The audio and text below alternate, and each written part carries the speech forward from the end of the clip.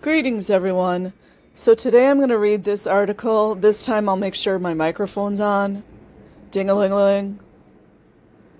I changed my settings and I forgot to change them back. So I'm going to go ahead and read this, and I will definitely leave the link in the description box. Good article. Scientology is not just a cult. It's a continuous cover-up criminal conspiracy of death and destruction. The late Johnny Lewis in the TV show Sons of Anarchy.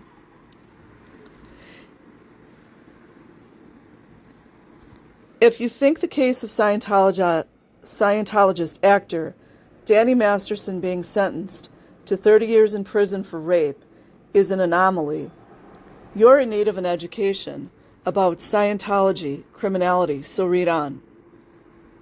Almost 11 years ago, I wrote an article for the Morton Report entitled Johnny Lewis and Scientology's Criminal Behavior.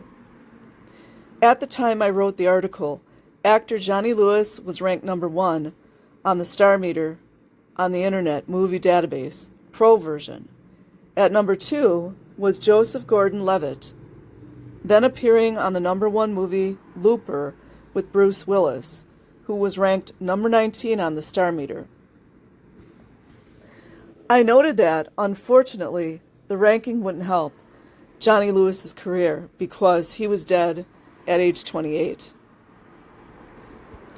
Lewis died on September 26, 2012 in Los Feliz, California, after terrorizing neighbors, apparently murdering his landlady, 81-year-old Catherine Davis, and mutilating her cat.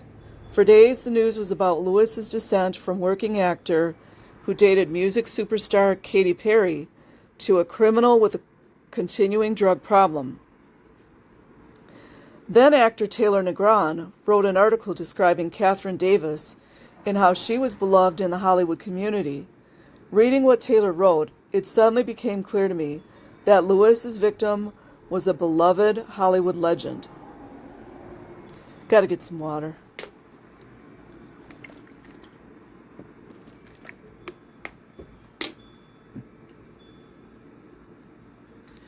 Shortly thereafter, ABC News did a report that stated, Los Angeles police suspected the street drug 2C-1, known as Smiles, was to blame for Lewis's actions. I knew better. I knew it was a Scientologist gone nuts. More proof that LAPD's in on all this stuff. Tom Cruise, the most prominent Hollywood Scientologist, whose divorce from his third wife was a personal public relations nightmare for months at that time, must have cringed when he found out about the Lewis debacle. After all, Cruise's next movie at that time was entitled All You Need Is Kill. The Hollywood community can be astonishingly interconnected. I met Taylor Negron in the 1980s when he appeared every Monday night with the Comedy Store Players at the Laugh Palace on Sunset Boulevard in West Hollywood. The Players included Robin Williams, Marty Short, Jim Stahl, Lucy Webb, and others, and improv comedy groups were the rage in town at the time. The improv movement at the Comedy Store began via Tap City, another group headed by actor Larry Anderson, who was a Scientologist for 33 years. Is that 33 again? And starred in Orientation, a Scientology information film, which was the first thing screened for prospective Scientologists.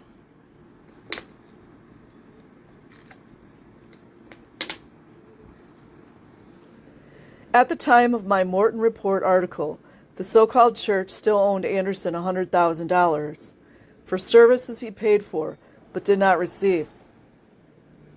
They refused to pay him, rather normal for Scientology. I don't believe he's been paid to date. Larry got into Scientology through myself and Spanky Taylor in 1976, when we met him at a huge party thrown by Paul and Linda McCartney after the Wings Over America tour, which I chronicled recently on my Substack piece, when a Beatle and Superman escaped Scientology. We're definitely I'm going to have to read that.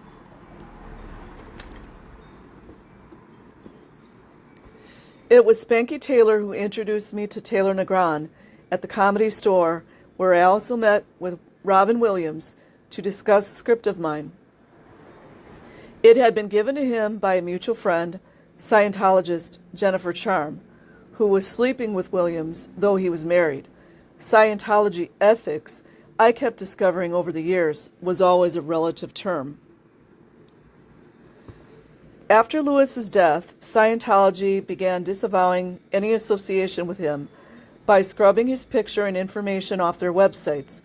Obscuring crimes and troubles of members has been a practice of Scientology for decades. As I discussed in a previous article about the suicide of Scientologist actress Laura Hipp, who, like Lewis, was a failed product of Scientology's drug rehabilitation arm, Narconon. That article has been my most popular on Medium, and I elaborated on the Hipp story recently on Substack. In Scientology can be a death sentence.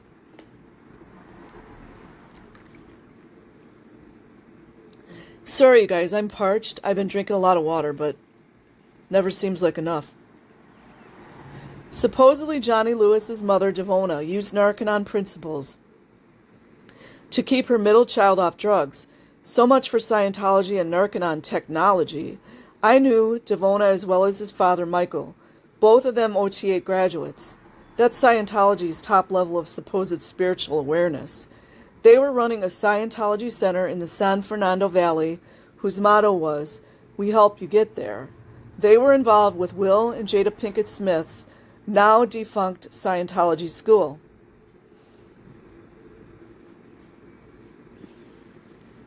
Michael Lewis was also a screenwriter, as several reporters noted. He co-wrote a film called The Seventh Coin with Scientologist Dror Soref, who also directed. Oddly enough, days before the Johnny Lewis death news broke, my friend Alex Ben Block at The Hollywood Reporter wrote about the state of California suing two movie producers over an alleged film Ponzi scheme that defrauded elderly investors, among other things. And there was the name of Dror Soref, CEO of Skyline Pictures, and the director of the 2009 movie, Not Forgotten, which only made just over $10,000 at the box office on its opening weekend. The last time I saw Soref in the 80s, around the same time I was regularly visiting the Comedy Store, he was talking to me about producing a script of mine entitled Street Song. I met him outside the supposed financier's house. Then he said, "The money for the production is drug money. Is that okay?" I told him it wasn't, and I walked away.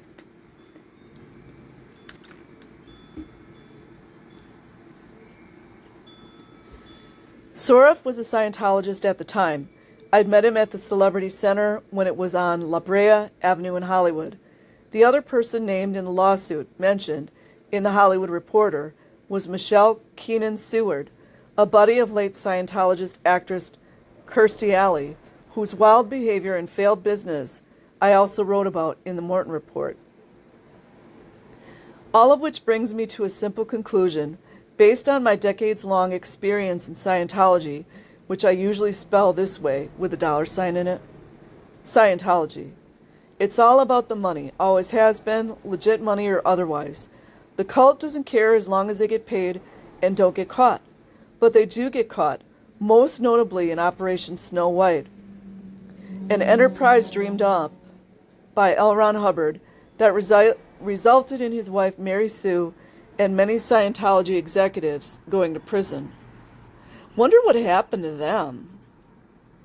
That might be something I need to research.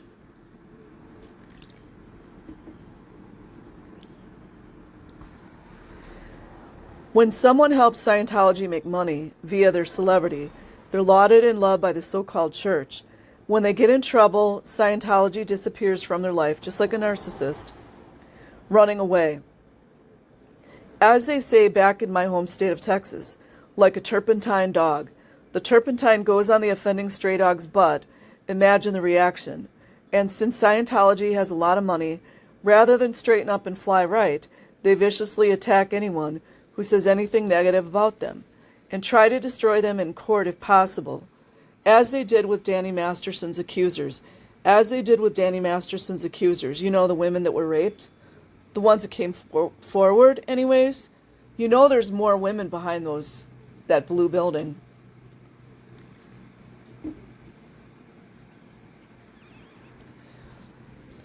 Scientology has had a long string of disastrous criminal activities and untimely deaths of Scientologists that could have been prevented. One of those dark stories was the death of Alexander Jensch, the 27-year-old son of Scientology's president, Heber Jensch, who was found dead in his in-laws' Los Angeles home due to methadone taken while suffering from pneumonia.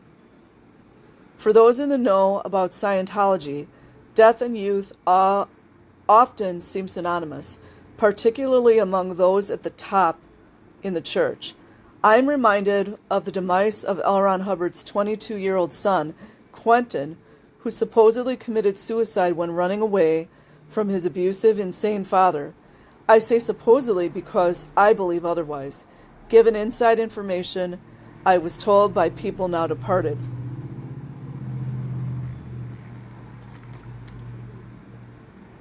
Wonder if Rinder and any of these other execs were around for that. I'm sure they were.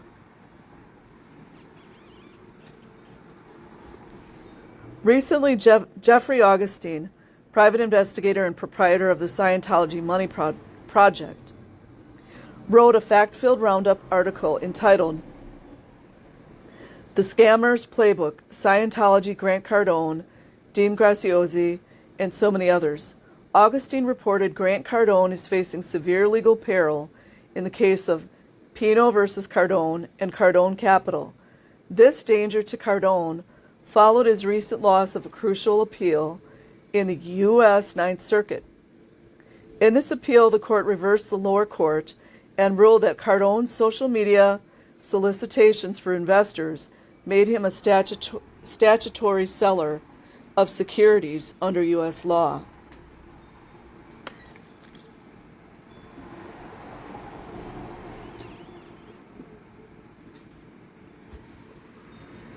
To say I'm glad I got out of Scientology in the 1990s is the understatement of the last 2 centuries. If the items cited here give you any indication, you probably won't be surprised to know that I want everyone out of this cult that leaves death and destruction in its wake every single day. In Scientology terms, I want the planet cleared of Scientology. Ask yourself this. What exactly is the value of a philosophy whose highest-ranking members have sons who die in their 20s from criminal behavior and or drugs, whose most well-known celebrity, Tom Cruise, has a string of failed marriages and bizarre public utterances, and whose founders had a career filled with larceny, black magic, government investigations, and convictions, and worldwide condemnation?